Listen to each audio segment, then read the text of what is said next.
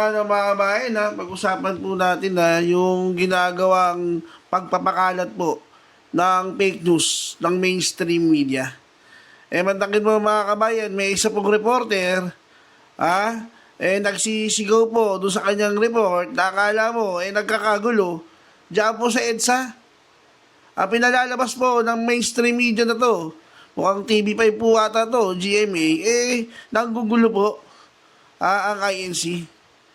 Itago na lang po natin ito sa pangalang Mark Mark ba yun mga kabayan? Ito, pakinggan po ninyo Pakinggan po ninyo at panoorin yung ginawang fake news ng channel na ito. At pakinggan din po natin yung birada po dyan ni Sir J na ito mga media talaga nuknukan po ng fake news mga kabayan. Totoo po yung sinabi ni Senator Marcoleta noon May mga, hindi po lahat, may mga ilan sa mainstream media na bayad. Nabigyan po ng maleta. Yung isa nga po yun, naka-sports car nga di ba? O ito, pakinggan po natin ito po si Sir J. Patungkol nga po dyan. Maayong hapon, Admar po. Isang maulang hapon sa inyo dyan sa Metro Manila, Admar. Magandang hapon po sa lahat ng mga nanonood sa buong bansa at sa buong mundo. Opo, Manong Jay, sa ilalim po ng kasalukuyang administrasyon, itong mga kagaya nitong mga malawakang kilos protesta, patuloy po at same yung panawagan. Ano bang nakikita ninyo? Parang wala bang ginagawa ang ating gobyerno upang matugunan itong mga pagpapahayag ng saloobin ng ating mga kababayang Pilipino? Pagdating sa loobin na siguro hindi naman ipagtataka ng maraming sa nanonood sa SMNI na unang-unang nabubusalan ay ang himpilang ito dahil yun nga hindi natin malaan kung ano ba talaga ang dahilan dahil sinasabi nila gusto nila ng transparency, gusto ng gobyerno ng hayag na sa katotohanan.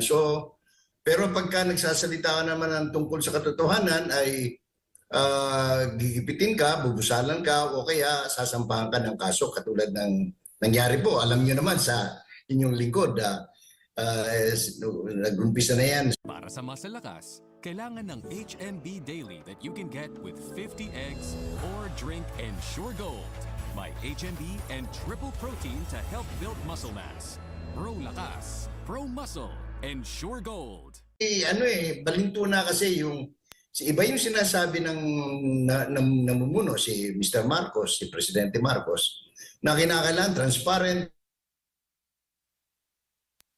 ay nangyayari sa araw-araw na tinatakbo. Nandiyan na yung sasampahan ka ng kaso, nagkakasabit-sabit pa sila sa kaso dahil sasampahan ka ng kaso na katulad halimbawa unwarranted publication.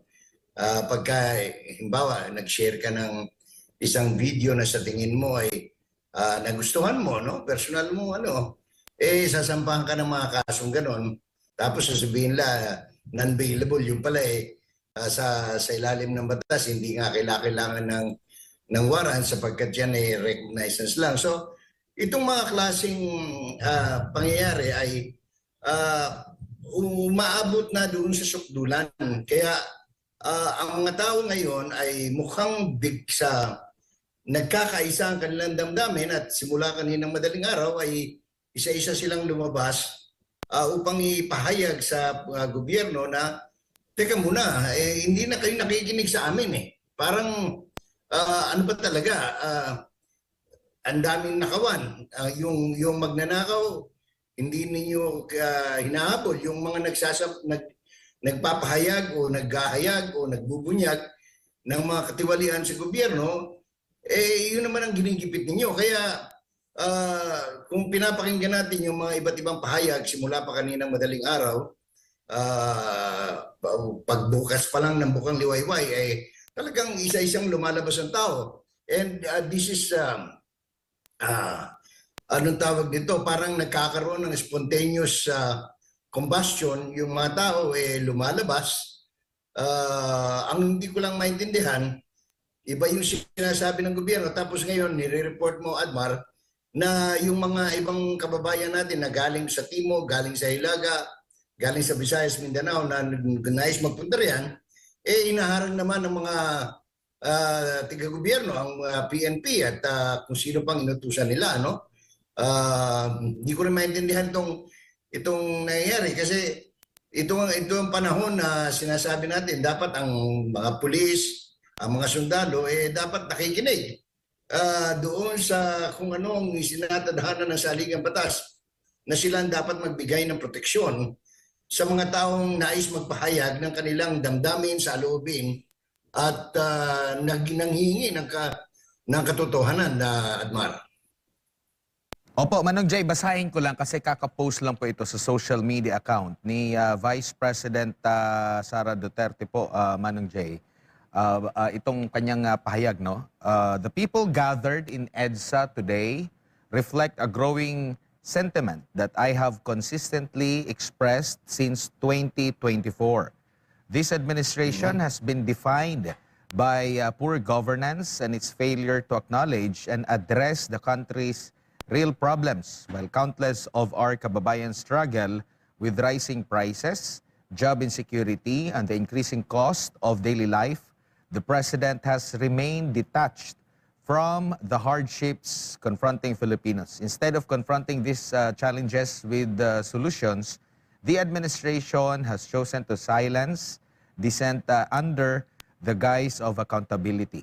It has weaponized the justice system by filing cases against and imprisoning individuals who dare speak out against alleged corruption and abuses in Malacanang, question the administration's competence, or criticize the president, including allegations concerning his drug use.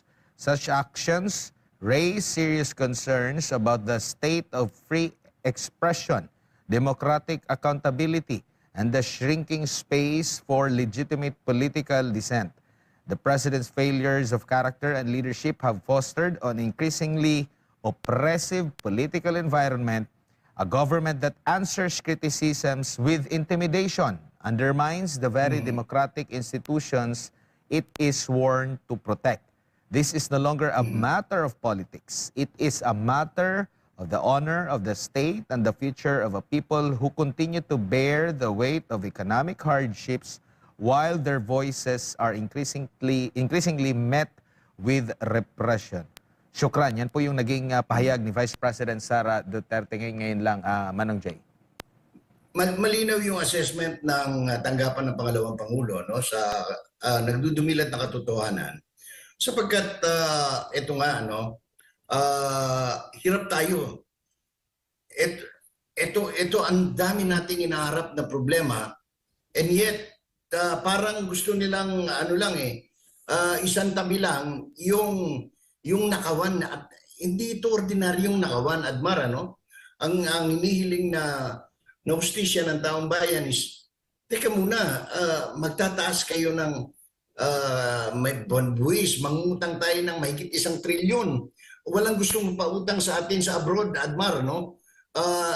Naglabas ng S&P, ang Fitch ratings, lahat sila sinasabing lang, ang sama-sama ng kalagayang pagkabuhayan ng Pilipinas na ayaw nilang magpautang sa atin. So ang nangyayari ngayon, para lang matustusan itong inaprubahang budget ng Kongreso na sobra-sobra dahil hindi naman talaga na makukolekta yan. So ang gagawin, mangungutang sila. At mangungutang sila ng mahigit 1 trilyon, 1.2 kung hindi ako nagkakamali, trillion pesos from domestic, ang tawag na domestic borrowings at very, very high interest rates. So siyempre, ang maapektuhan na naman yan tayo. O apektado na nga tayo, yung, lalo na kayo dyan sa Metro Manila, no? Ang bigas, ang gulay, ang karne, ang lahat ng bilihin halos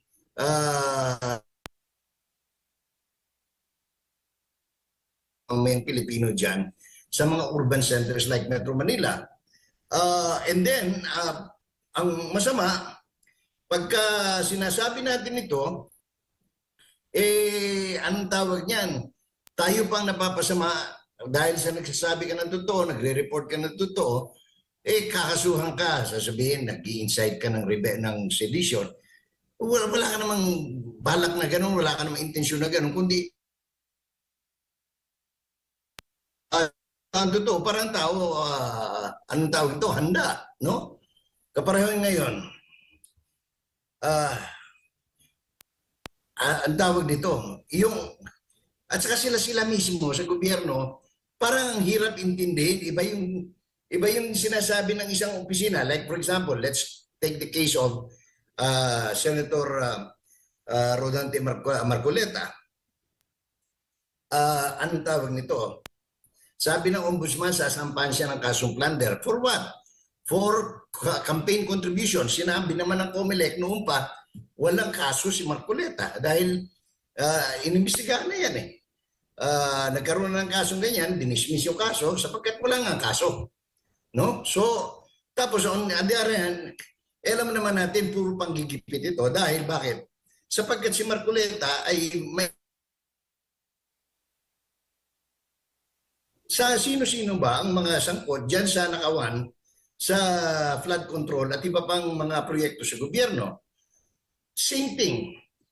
Bakit ba ginigipit si Pastor Kibuloy? Sapagkat, anong tawag nito? Nagsasabi siya ng totoo. Anong ginawa? Binuhay yung mga patay na kaso. These are the things that has no place in a democracy, in a real democracy, no?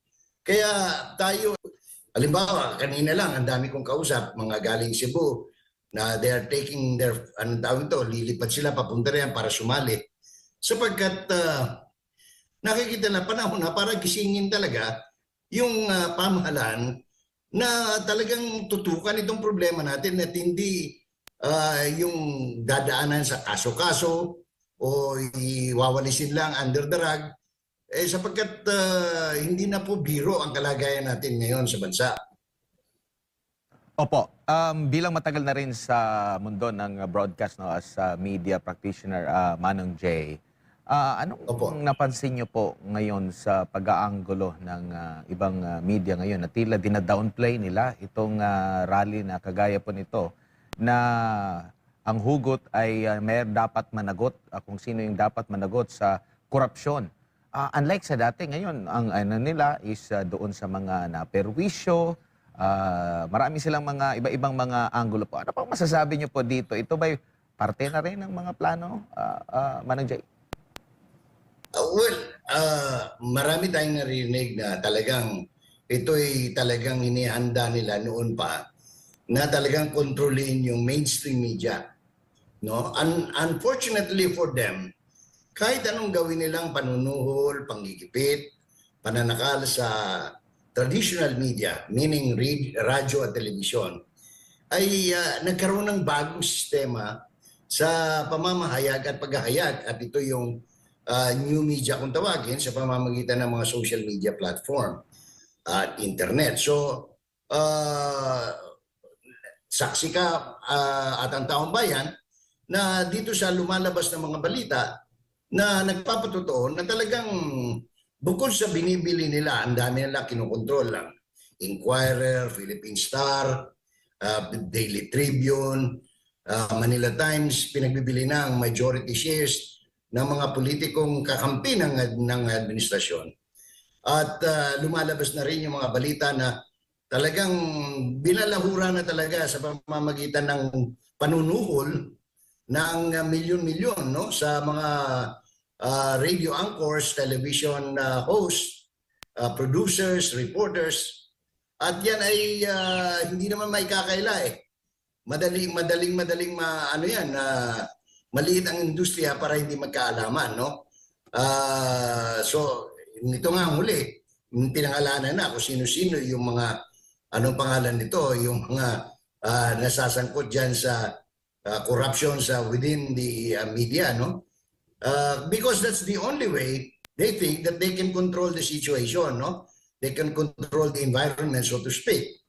Unfortunately, marami pa rin mosquito media sa mga maliliit na estasyon. And ang malas lang nila sapagkat ang Pilipinas ay hindi na umaasa sa traditional media ng telebisyon o sa radyo o sa dyaryo. Lahat ngayon, because we have almost 100 million Androids and iba pang mga mas mamahalin pang telepono na nagagamit na sa pagmumonitor ng mga balita, ng mga analysis, ng mga researchers na hindi na nila nakikita sa mga traditional media sapagkat kontrolado nga doon eh. Tingnan mo na lang ha. Except pag talagang kaparehon ngayon, mainit na, wala silang choice but to go to new media. Pag tinignan mo, even TV5, GMA, lahat sila nasa new media na sapagkat hindi na, wala nang nanonood dun eh. Wala nang, pag ngayon hawak mo yung telepono mo, hindi ka na magbubukas ng telebisyon. Titingnan mo na lang, o tapos titingnan mo sa social media platform, nakikita mo na kung ilan ang tao, gaano karaming tao sa EDSA, ano mga sinasabi. I mean, these are the things that they cannot compete, no? Kasi ilan lang ang reporter ng mainstream media. No, ilan lang. Ilan ang may hawak na Android. Opo. Sa ang latest nilang assessment, mahigit sa 80 milyones na Pilipino may hawak-hawak na Android at dito sila nagkumukuha ng kanilang mga impormasyon at balita. Every day, 24/7.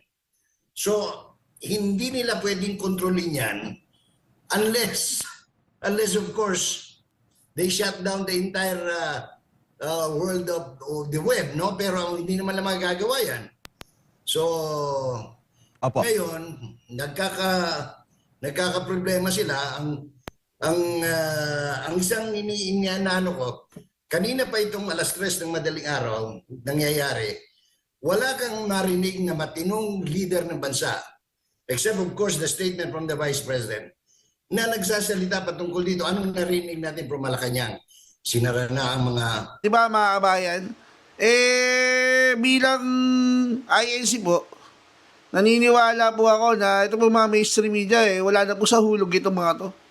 Puro ka-fake newsan na lang po yung kaya po nilang ipalabas. Tulad ng Philippine Star. Sabi ng Philippine Star kanina, di ba? 400 lang, tapos naging 800 na lang daw. Baka pwede mo 100 lang po katao yun nandiyan sa EDSA, kaya nga po nag-traffic eh. Nahiya ka bang gawing 100? Gawin mo lang 100. Kasi kahapon nag-ano kayo di ba? Na yung mga Katoliko, nag-rally 3,000. Oh, hindi nyo, di ba? Ang luwag ng EDSA. Ngayon, pinapalabas sila, konti lang ang INC. 400 lang daw, tapos naging 800. Gawin nyo ng 100, ha? Lokohin nyo na lang yung mga ulo pong ninyong mga taga-sunod. 100 lang po katao yung umatid ng rally. Kaya nagkakasiksika na po dyan. Kaya barado na po yung EDSA. Kasi may 100 po na kapatid na nagra-rally. O, diba? Masaya ka na, Philippine Star? Okay na, diba? Masaya ka na. O, hanggang dyan na lang po muna tayo, ha? Hanggang sa muli. Paalam.